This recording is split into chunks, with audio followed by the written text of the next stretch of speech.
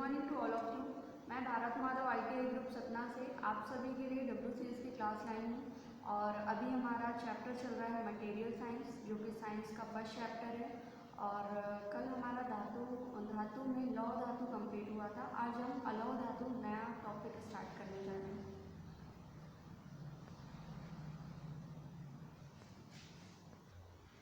तो देखिए, अलौह धातु, लौह धातु कल कंप्लीट हुआ। लौह धातु के टाइप 4 थे, चारों अलग अलग है ना। उनकी विधियाँ, कैसे बनता है, किस भट्टी में बनता है, उसके गुण क्या हैं, उसके उपयोग क्या हैं, वो सारी चीज़ें 4 प्रकार की लौह धातुएं कंप्लीट थी। कौन कौन सी लौह धातुएं होती हैं? सबसे पहले पिग आयरन या कच्चा लोहा, दूसरे नंबर पे आता है ढलवां लोहा, और तीसरे नंबर पे आता है पिटवां लोहा, और चौथे नंबर पे आता है इस्पात। ये 4 आपकी क्या थी? लौह धातुएं थी। आज हम पढ़ने वाले हैं अलौह धातु। ठीक है, अलौह धातु क्या होती है?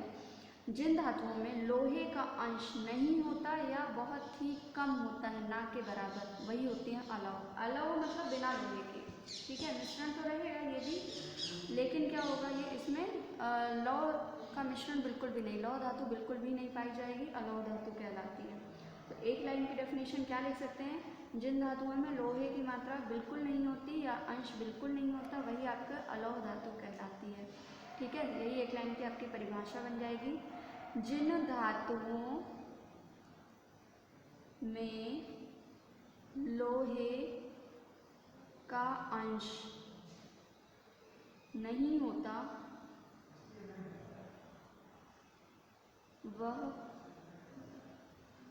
अलौह धातुएं कहलाती हैं। ठीक है, ये परिभाषा क्लियर है?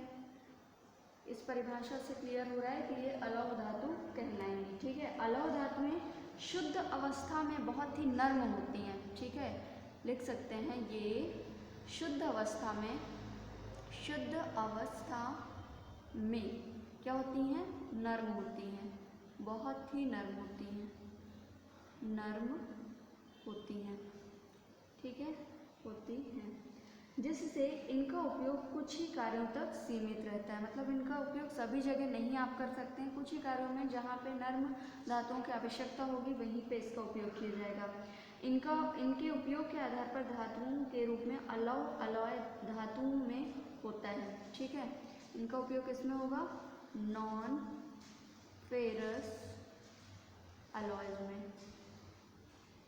ठीक है, इनका उपयोग होता है, इनका उपयोग होता है। अब देखिए, प्रकार देखते हैं अलौह धातु के। अलौह धातु के प्रकार। अलौह धातु के प्रकार कौन कौन से होता है? धातु, अलौह धातु निम्न प्रकार की होती हैं। पहला कौन सा? जितनी भी लौह धातुओं के अलावा धातुओं के नाम आपको पता है, वो सभी अलौह धातु में। 4 को छोड़ दीजिए, उसके बाद जितने भी आपको नाम धातुओं में पता है, एल्यूमिनियम ले लीजिए, तांबा ले लीजिए, जस्ता ले लीजिए, रांगा ले लीजिए, सीसा ले लीजिए। ठीक है, ये सभी चीज़ें क्या आ जाएंगी? निकेल, क्रोमियम अलौह धातुओं में आ जाएंगी। पहले आप लिख सकते हैं एल्यूमिनियम, क्रम आप ऊपर नीचे लिख सकते हैं। एल्यूमिनियम, दूसरा है तांबा, है ना। यहाँ पे मैं दोनों नाम इंग्लिश में भी लिख देती हूँ, एल्यूमिनियम, तांबा या कॉपर, है ना। और इसका सिंबल भी लिख देते हैं Al। कॉपर का क्या होता है? Cu। तीसरा है जस्ता या जिंक, जस्ता या जिंक। ठीक, जिंक को ZINC, और इसका सिंबल होता है Zl। फोर्थ है आपका रांगा या टिन, रांगा या इसी को टिन, दोनों में से कोई भी नाम लिखा रहेगा, TIN, टिन। ठीक, फिफ्थ है सीसा, सीसा को क्या बोलते हैं? Lead, LEAD, lead. और 6 है सिल्वर, सिल्वर को सिल्वर ही बोलते हैं नाम। ठीक है, 7 है निकल, और 8 है निकल। 8 नंबर है आपका क्रोमियम,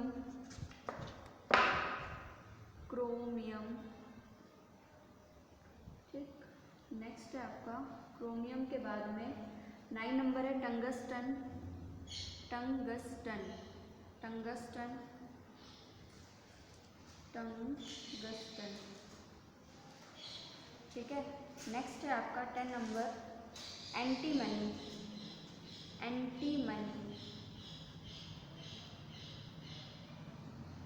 एंटीमनी और लास्ट 11 नंबर कैडमियम। कैडमियम और भी नाम हो सकते हैं लेकिन ये मेन तो आपको पढ़ना ही पढ़ना है, ठीक है। इसके अलावा भी हो सकती हैं अलग धातुएं। तो देखिए पहला देखते हैं, इन सभी के आपको क्या क्या पढ़ना पड़ेंगे, गुण और उपयोग। गुण और उपयोग सभी धातुओं के, इनको बनाना और विधि नहीं पढ़ना है आपको क्योंकि इतने सारे वो पॉसिबल नहीं होते, लेकिन मेन इसका उपयोग कहाँ कहाँ पे होता है। इन धातुओं का सबसे ज़्यादा उपयोग गलनांक और गुणधर्म ही पूछे जाएंगे और कुछ भी नहीं पूछा जाएगा। तो सबसे पहले कौन सी धातु लेके चलेंगे, एल्यूमिनियम।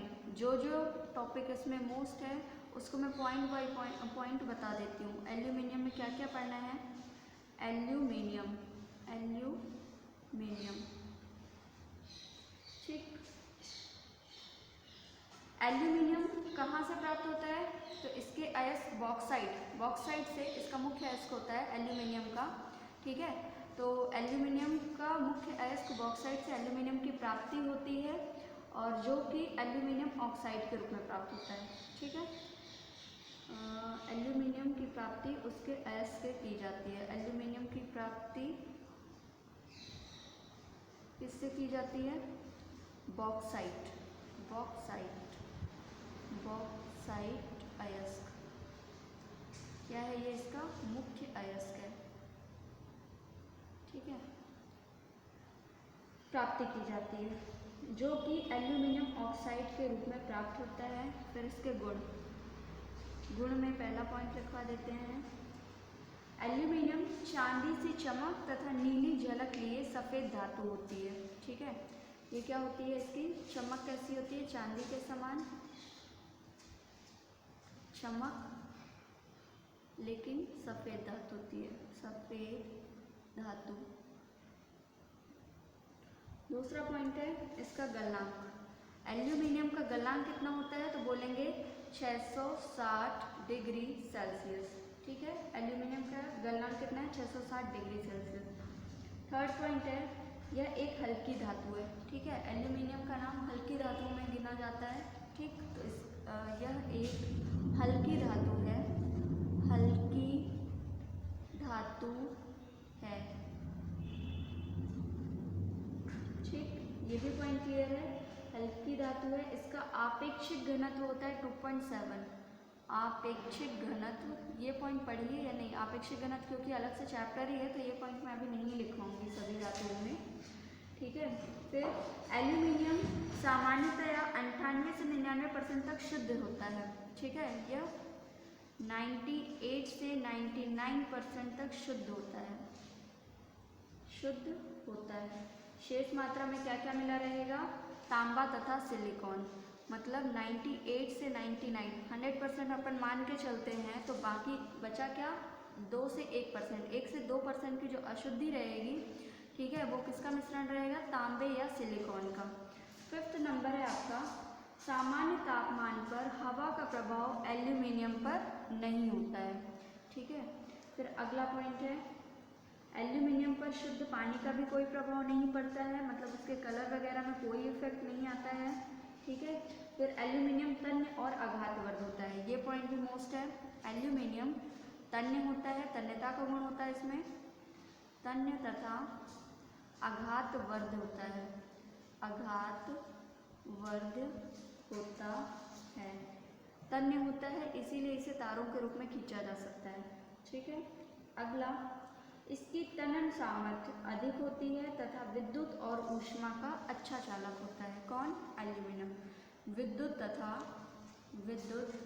तथा ऊष्मा का अच्छा चालक है, ठीक है, अच्छा चालक होता है। इतनी बातें आपको एल्यूमिनियम के बारे में याद रखना है, ठीक। क्या क्या, एल्यूमिनियम की प्राप्ति बॉक्साइट अयस्क से होती है गुण क्या है, चांदी से चमक लिए हल्की सफ़ेद धातु है। गलनांक इसका 660 डिग्री सेल्सियस है। यह एक हल्की धातु है। इसका यह 98 से 99% तक शुद्ध होता है। एल्यूमिनियम तन्य तथा आघातवर्ध होता है, जिसके कारण इसे तारों के रूप में खींचा जा सकता है। फिर एल्यूमिनियम विद्युत और ऊष्मा का अच्छा चालक होता है, तभी तो इसकी चार बनाई जाती है। विद्युत के कार्य में इसी का उपयोग होता है, तारों को बनाने में। ठीक, अब इसका उपयोग देख लीजिए, एल्यूमिनियम का उपयोग कहाँ कहाँ होता है। तो सबसे पहले तो जान लीजिए, हल्की धातु होने के कारण इसका परिवहन उद्योग में अधिक मात्रा में इसका उपयोग होता है ना। उपयोग किसका देख रहे हैं, एल्यूमिनियम का। पहला पॉइंट है, हल्की धातु होने के कारण एल्यूमिनियम का उपयोग परिवहन उद्योग में होता है ना। हल्की धातु होने के कारण, हल्की धातु होने के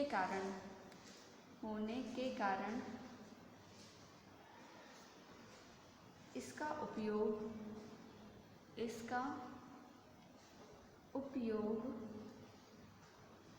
किसमें होता है, परिवहन में क्या क्या आता है, परिवहन उद्योग, ब्रैकेट में आप लिख सकते हैं नाम, ट्रेन, ट्रक, बस, कार, हवाई जहाज आदि के निर्माण में। ठीक है, ट्रेन, ट्रक, बस, हवाई जहाज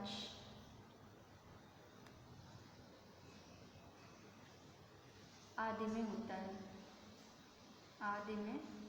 है। ये पहला पॉइंट है, याद रखने के लिए मोस्ट भी है, उपयोग कहाँ पे होता है। दूसरा है, एल्यूमिनियम का दूसरा उपयोग है रसायन तथा खाद्य उद्योग में। रसायन तथा खाद्य उद्योग में इसमें कैसे होता है, देखिए, सिर्फ मेन हेडिंग दिखा देते हैं, बाकी इसको समझाते हैं। रसायनों के प्रति एल्यूमिनियम एक अच्छा प्रतिरोधक है तथा इसमें फैब्रिकेशन के भी अच्छे गुण होते हैं। इन कारणों से इसका उपयोग रसायन तथा खाद्य उद्योग में होता है। जैसे एल्यूमिनियम के खाना पकाने के बर्तन देखेंगे आप, और कुकर्स वगैरह जो होते हैं वो सभी एल्यूमिनियम के, या डेयरी उत्पादन में जो बर्तन रखे जाते हैं वो भी एल्यूमिनियम के बने होते हैं, है ना। लॉन्ड्री उद्योग के उपकरण भी इसी एल्यूमिनियम से ही निर्मित किए जाते हैं।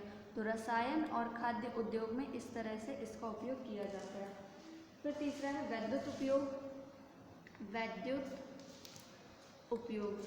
उपयोग को तो सभी जानते हैं। वैद्युत उपयोग में कैसा होता है, एल्यूमिनियम का उपयोग वैद्युत केबल के निर्माण में किया जाता है ना। ब्रैकेट में लिख सकते हैं केबल के निर्माण में,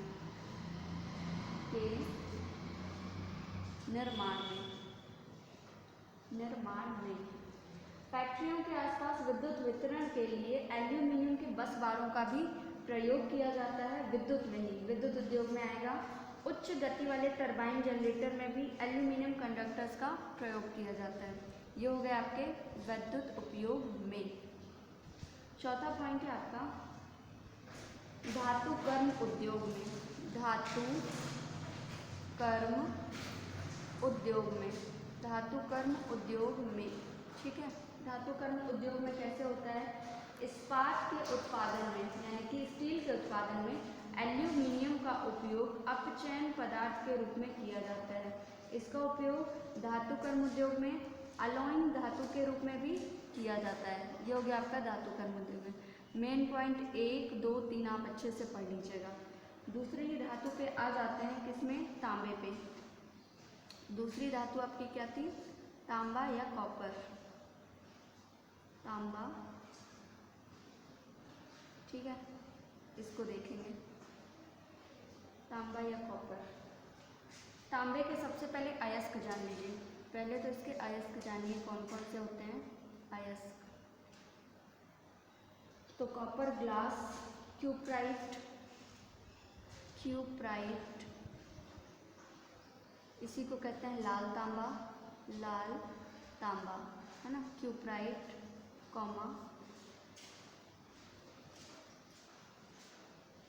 कॉपर ग्लास या copper pyrite. Copper glass copper glass या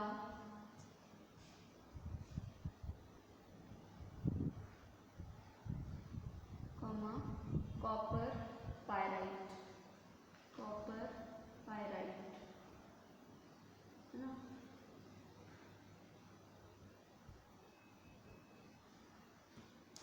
ये हो गया। अब देखिए अगला है आपका मेलेमाइट या एजुराइट। मेलेमाइट है अगला, मेलेमाइट, और लास्ट है आपका एजुराइट, एजुराइट। ये टोटल आपके क्या है इसके अयस्क हैं। ये जो क्यूपराइट है ये ऑक्साइड के रूप में होता है, कॉपर ग्लास और कॉपर पायराइट सल्फाइड के रूप में होते हैं, और मेलेमाइट और एजुराइट कार्बोनेट के रूप में होता है। तो आप यहाँ पे चाहें तो लिख सकते हैं, ठीक है। ये किस रूप में है, सल्फाइड, सल्फाइड। ये किस में है, सल्फाइड के बाद कार्बोनेट, कार्बोनेट, ठीक है। इतने रूप में हो गए।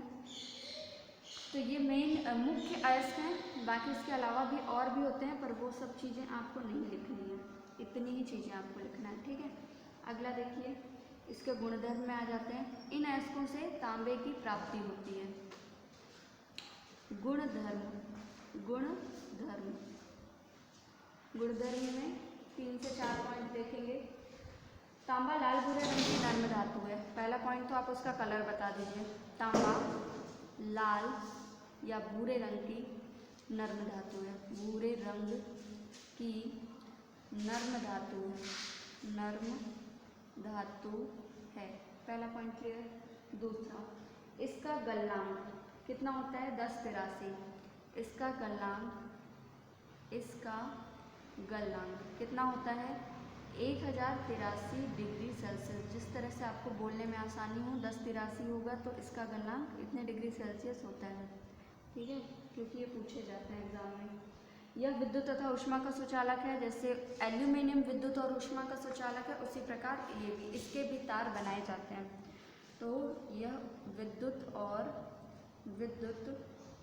व ऊष्मा का सुचालक है, सुचालक है। नेक्स्ट है, इसमें मौसम का सामान्यतः कोई प्रभाव नहीं पड़ता। मौसम का,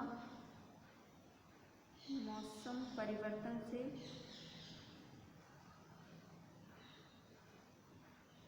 कोई प्रभाव नहीं पड़ता, कोई प्रभाव नहीं पड़ता, ठीक है। ये हो गया मेन इसके पॉइंट। ये भी तन्य है, तभी इसे तारों के रूप में इसके भी तार बनाए जाते हैं, ठीक है। आघात वर्धनीय भी होगा। तो गुणधर्म में आप इतने ही पॉइंट पढ़ेंगे। अगले में आ जाइए उपयोग में। उपयोग इसका कहाँ कहाँ पे होता है, तांबे का मुख्य उपयोग कहाँ कहाँ पे होता है। तो सबसे पहला मुख्य उपयोग तो लिख दीजिए किसमें, वैद्युत, वैद्युत उपयोग में। विद्युत उपयोग, जैसे वैद्युत उपयोग, वैद्युत उपयोग में क्या क्या, इंसुलेटेड तार वाइंडिंग, डैश करके मैं लिख देती हूँ यहीं पे, इंसुलेटेड तार, वाइंडिंग तार, वाइंडिंग तार, कॉमा, अन्य वैद्युत साज सामान की तारें, अन्य वैद्युत साज सामान में होता है, ठीक है। वैद्युत उपयोग में इतनी चीज़ें याद रखेंगे। फिर दूसरा है यांत्रिक उपयोग। दूसरा पॉइंट है यांत्रिक उपयोग। यांत्रिक उपयोग में क्या क्या होता है, जैसे बॉयलर के पार्ट्स में, वाष्पीकरण टैंक में, पाइप आदि में, ठीक है। यांत्रिक में क्या क्या, बॉयलर, बॉयलर के पार्ट्स, बॉयलर के पार्ट्स में, कॉमा, वाष्पीकरण टैंक में, वाष्पीकरण टैंक में, तथा पाइप आदि में, पाइप आदि बनाने में। ये किस में हो गया, यांत्रिक उपयोग हो गया। तीसरा है ऑटोमोबाइल उपयोग। ऑटोमोबाइल, इसके अंतर्गत क्या क्या आ जाएगा, ऑटोमोबाइल उपयोग में देखिए ऑटो पार्ट्स, रेफ्रिजरेटर के पार्ट्स, ट्यूब आदि। ऑटोमोबाइल में ऑटो पार्ट्स, रेफ्रिजरेटर के पार्ट्स, रेफ्रिजरेटर के पार्ट्स, कॉमा, जहाज निर्माण तथा टेलीग्राफ उपकरण में,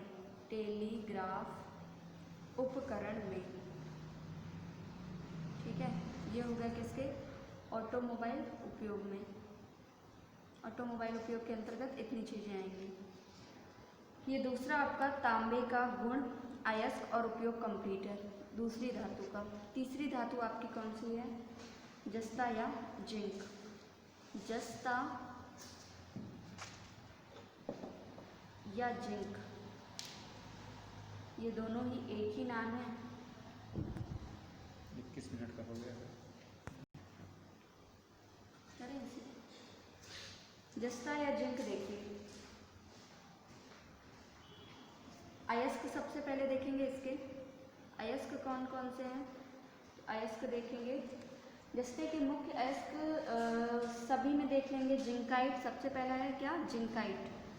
वैसे नाम से ही पता चल जाएगा आपको कि जिंक के अयस्क हैं। जिंकाइट, कॉमा, जिंक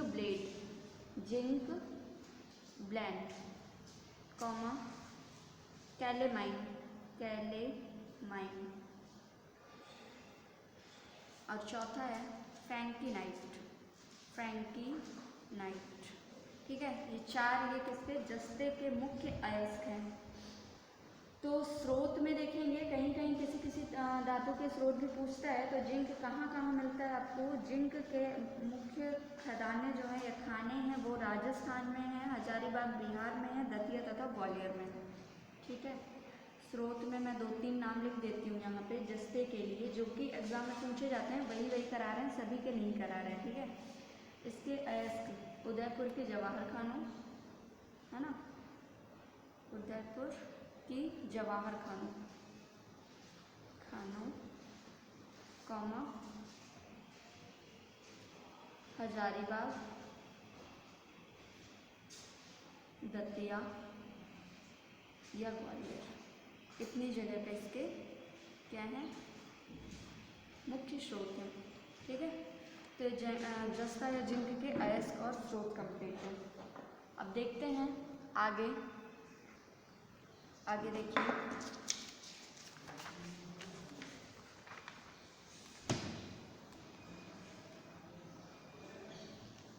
गुणधर्म, इसमें आ जाएंगे अब गुणधर्म में, है ना। इसके गुणधर्म देखिए, जस्ता या जिंक के गुणधर्म।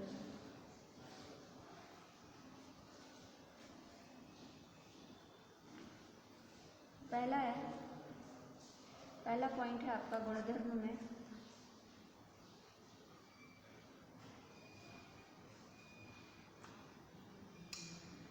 यह नीलापन लिए हुए श्वेत रंग की धातु है। यह नीलापन लिए श्वेत रंग की धातु है, श्वेत रंग की धातु है। ठीक है, पहला पॉइंट है। गलनांक इसका कितना होता है, तो गलनांक आप याद रखेंगे जस्ते का 420 डिग्री सेल्सियस होता है।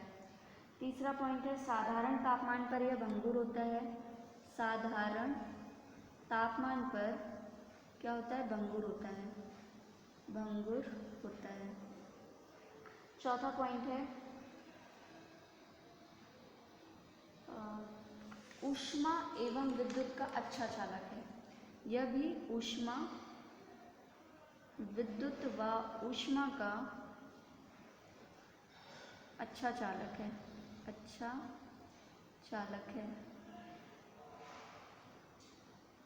ठीक है, ये इतने पॉइंट किसके हो गए, इसके गुणधर्म के। उपयोग में आइए, उपयोग कौन कौन से होते हैं जस्ते के, क्या क्या उपयोग हैं। तो पहला, इसका मुख्य उपयोग स्टील के जस्तीकरण के लिए, यानी कि गैल्वेनाइजिंग के लिए। इसका मुख्य उपयोग किस में होता है? स्टील या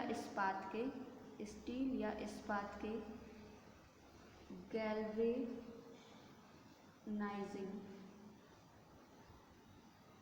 के लिए। ठीक है, ये पहला पॉइंट है। दूसरा, इसका उपयोग कैसे होता है? जिंक ऑक्साइड का उपयोग पेंट बनाने में, पेंट जो कलर वाला पेंट, और रबर तथा दवाइयों में भी होता है। इसका उपयोग किसमें डायरेक्ट लिखते हैं, पेंट बनाने, कॉमा रबर व दवाई बनाने में। ठीक है, ये दूसरा पॉइंट है। तीसरा है मिश्र धातुएं जैसे पीतल, जर्मन सिल्वर आदि बनाने में भी इसका मिश्र धातु के रूप में उपयोग होता है। मिश्र धातु के रूप में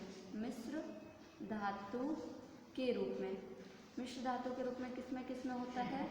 तो पीतल में, पहला पॉइंट है पीतल में, जर्मन सिल्वर में।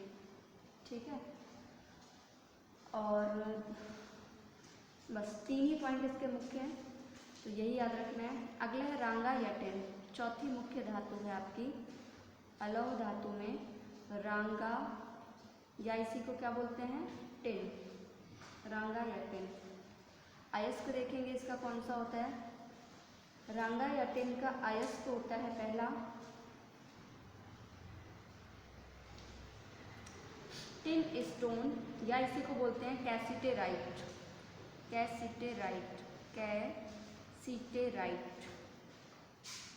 ब्रैकेट में लिख देती हूँ टिन स्टोन। ठीक है, ये इसका मुख्य अयस्क है। जैसे एल्यूमिनियम का एक ही अयस्क मुख्य होता है, उसी तरह रांगा या टिन का एक ही मुख्य अयस्क है, क्या है? कैसिटेराइट। फिर दूसरा पॉइंट है आपका गुणधर्म में 2 से 3 पॉइंट याद रखेंगे। पहला क्या है? ये भी रंग, श्वेत। टिन या रांगे का रंग कैसा होता है? श्वेत, चांदी जैसी चमक, पहला पॉइंट। दूसरा गलनांक कितना होता है? तो इसका गलनांक 200 से 300 डिग्री सेल्सियस के बीच में होता है। क्या है ये? गलनांक। ठीक है, इतने गलनांक पर ये पिघल जाता है। तीसरा है, यह नर्म धातु है, इसे सरलता से हाथ से मोड़ा जा सकता है व चाकू से काटा जा सकता है। टिन को यह नर्म होने के कारण हाथ से मोड़ा जा सकता है तथा चाकू से काटा जा सकता है। ठीक है, ये 3 पॉइंट हो गए। अगला है 100 डिग्री सेल्सियस पर यह तन्य तथा आघातवर्ध होता है।